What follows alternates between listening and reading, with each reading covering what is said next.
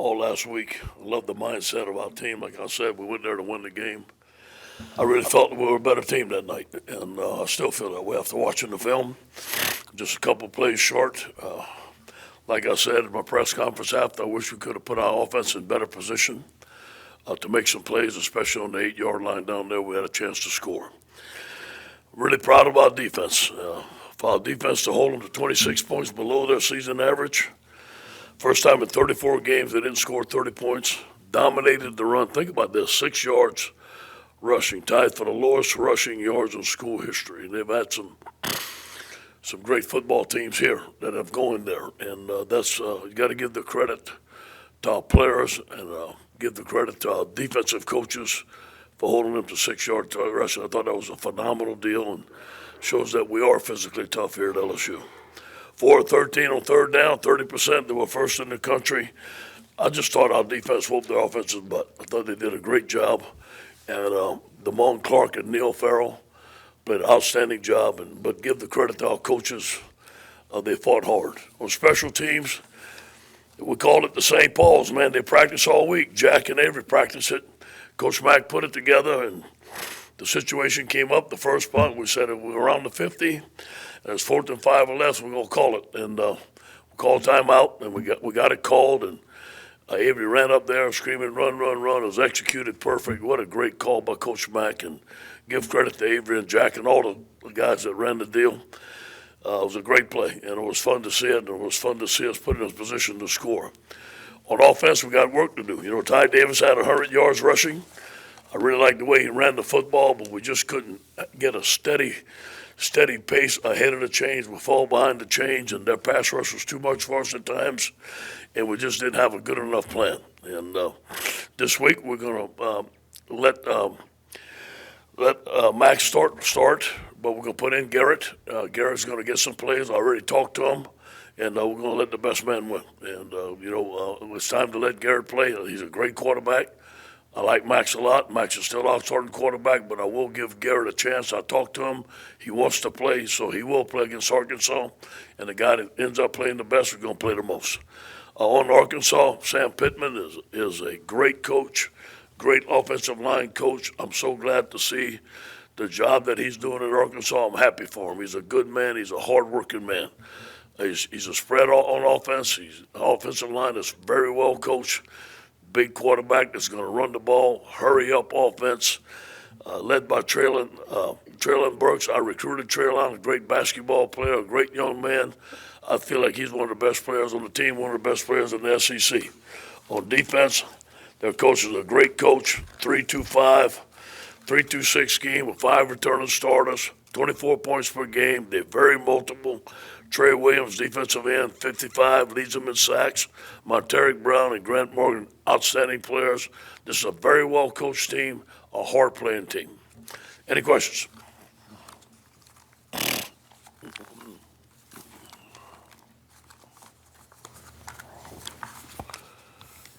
Ed, good morning. Sorry, I'm losing my voice. With Garrett and Max, you kind of mean like they'll split reps in practice and that kind of thing? Yeah. Or in the game, they'll kind of both share time and then one will take over at some point? Both. They'll split reps in practice, and we're going to play both Max and Garrett. Max is going to start, but I'm going to give Garrett significant snaps at the beginning of the game, and then we'll see how it goes.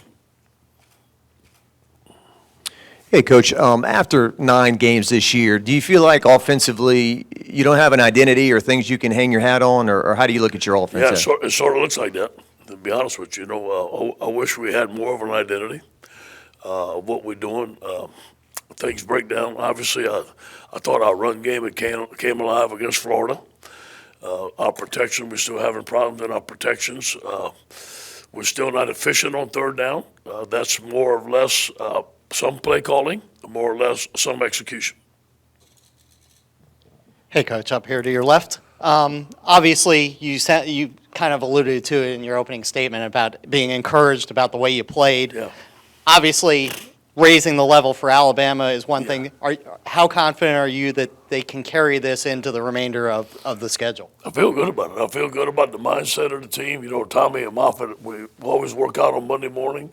The team was great this morning.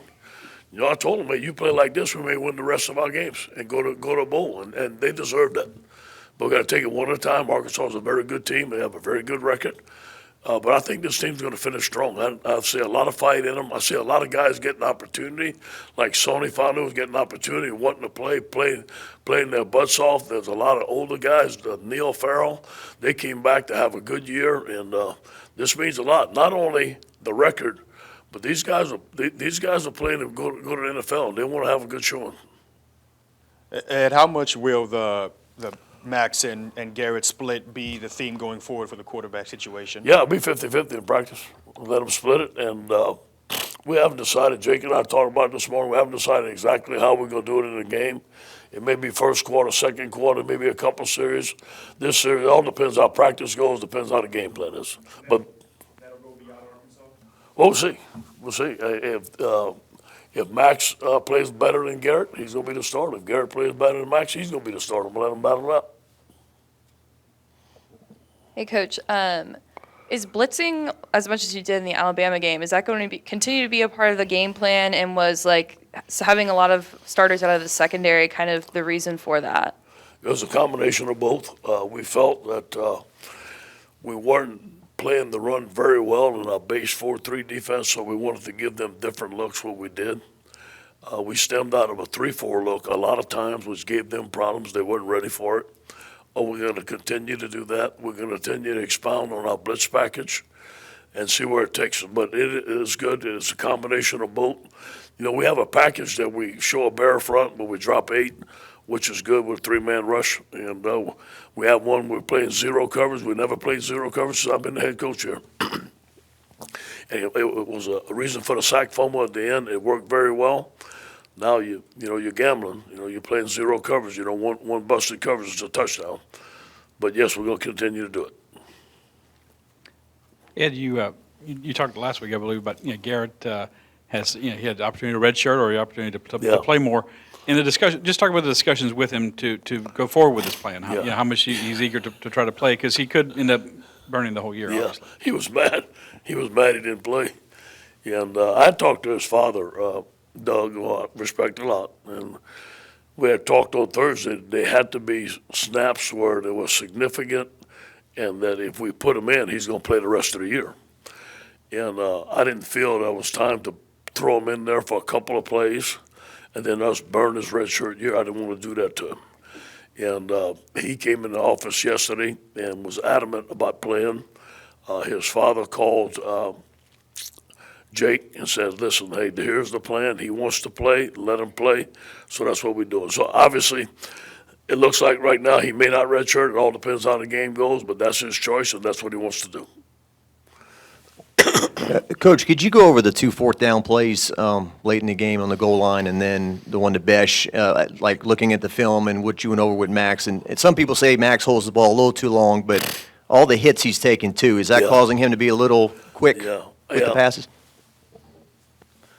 Max has done very well taking some hits, and he's completed some balls, and he's hung in there like a man. Sometimes he does hold the ball too long.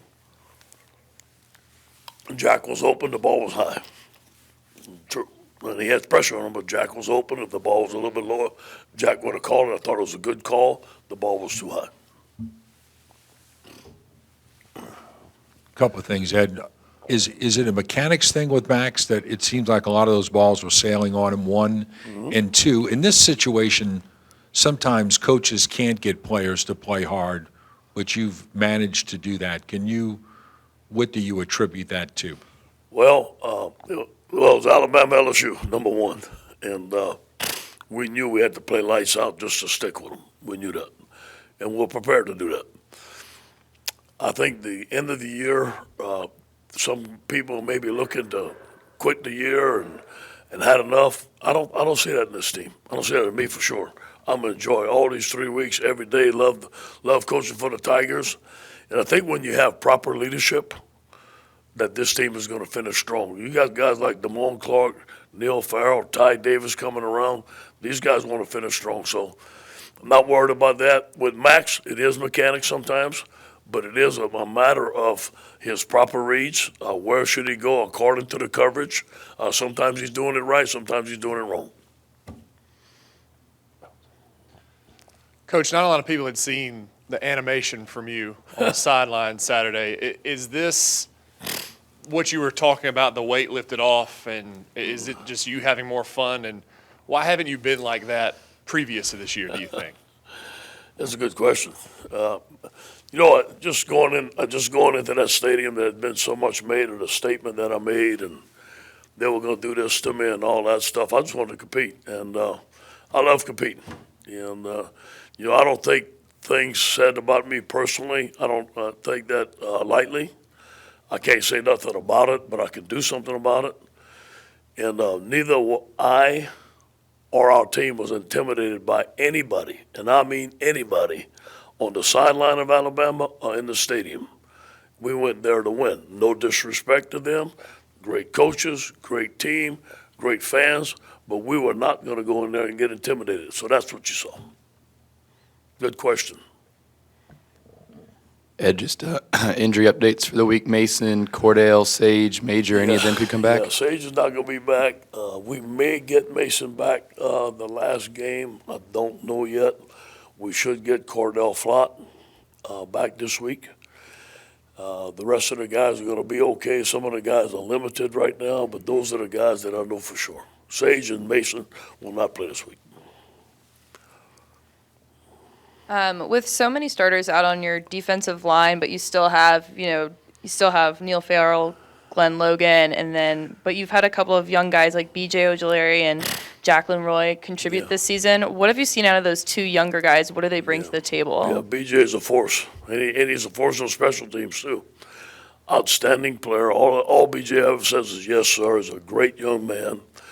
Great worker. I've seen a lot of maturity in Jacqueline Roy. I feel that both of those young men have a chance to be high draft picks. I've seen Jacqueline Roy learn his craft, come to work, is in better condition, has a great attitude towards work all day. So if he continues that, I think he's ended up being a great player here. And also Sonny. You look at Sonny. Sonny's played tackle, nose, end for us. He finally got his chance to start. He was in the big game. He loved it. He did very well. I'm so happy for those guys that kept on fighting. Coach, after the way the year has gone, how much would it mean to the team to make a bowl game? It mean a lot. I think it mean a lot. And it starts with Arkansas. You know what I'm saying? I think that these guys want to keep on playing. I think it's good for the team. I think it's good for the younger guys to have 15 extra practices. There's a lot of guys with the skills we can get better at. I think it would be good for everybody. As long as it has blue water and white beaches.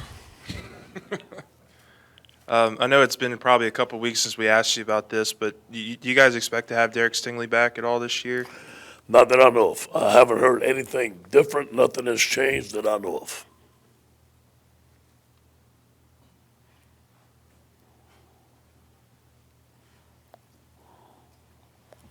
Coach, Keyshawn Butte's been out of the lineup for a while, but do you feel like you're still kind of trying to make up for his absence in terms of explosive plays? Yeah, he's a dominant player.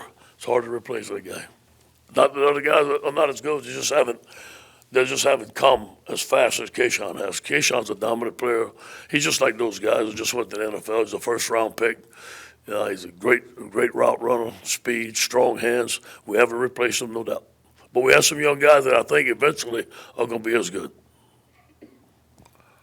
Ed, I know you started your coaching career basically at Arkansas as an assistant strength coach 35 years ago. Yeah. Could you have imagined back then, what were you hoping that your career would be? And it could, obviously, I'm sure you're just looking for a foot in the door, right, at that point. Could you have imagined what this journey would be like, good and bad, throughout your career? Think about this. I went there. I made $25 every 2 weeks. That was my check.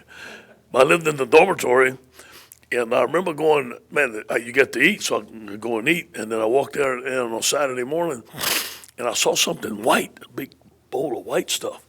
And I asked my partner, I said, what is that? He said, that's gravy. I said, no, the gravy ain't white where I'm from. But, it was a great experience. My first time in Division I football. They let me be a strength coach. I was assistant strength coach, really a GA. Then Coach Hatfield brought me on the field. I worked with Coach Hatfield and Coach Goldsmith. And then they taught me how to break down film. I was always there early in the morning. I worked with Coach Hatfield on special teams. It was a wonderful experience. And that experience at Arkansas got me to be a G at Miami because those guys knew Coach Johnson in Tuberville. So it was a great connection. It was a great springboard. No, I never dreamed all this stuff was happening. I'm very thankful, and I loved Arkansas. I really have. Dean Weber hired me there. He's still a good friend of mine. Coach Hatfield will come have breakfast with me when we go up there. I made a lot of great friends. It's a great place. Coach, assuming you guys become bowl eligible, these guys that are out for the year but not serious injuries, Yeah. these lingering things, will any of them be healthy for the bowl? Hopefully. We haven't gone that far, but I think Mason Smith is a guy that maybe the last game he's going to be healthy. I think there's a couple of guys that could be. I don't think Keyshawn will be, nothing like that, or Elias, or I don't expect Derek to be there. But maybe a couple of other guys will get healthy. We haven't been that far. We haven't gone that far. Everybody good? All right, thank you, guys. Have a good day. Go Tigers.